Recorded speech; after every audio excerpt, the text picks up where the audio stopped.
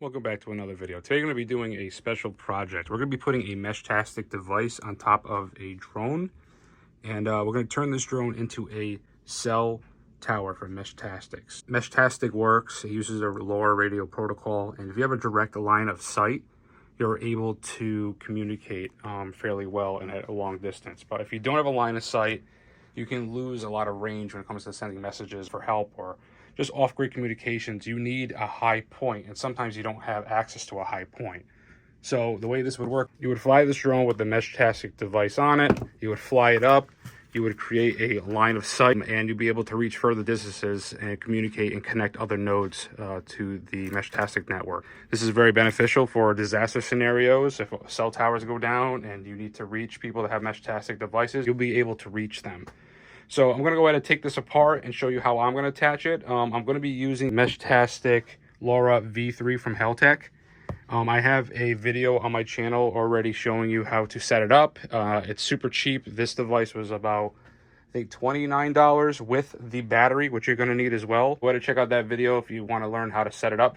But I'm going to be basically building off of that video and attaching that device onto this drone, and we're going to test it out.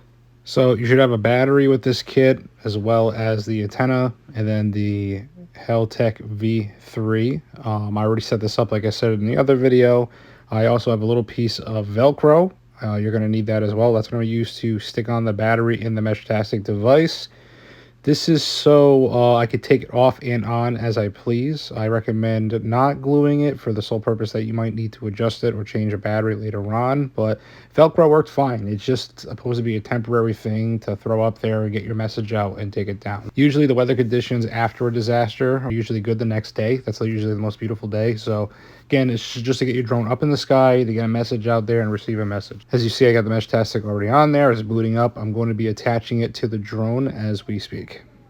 Okay, I decided to stick the battery on the top, and I'm going to stick the Meshtastic device on the side. The reason why I'm doing this, so the antenna will lay down. The reason why I want the antenna to be below, because again, I'm creating a line of sight. The drone is up, everything is above it, and then it all has a clear line of sight on the bottom. So it'll be flying around like this.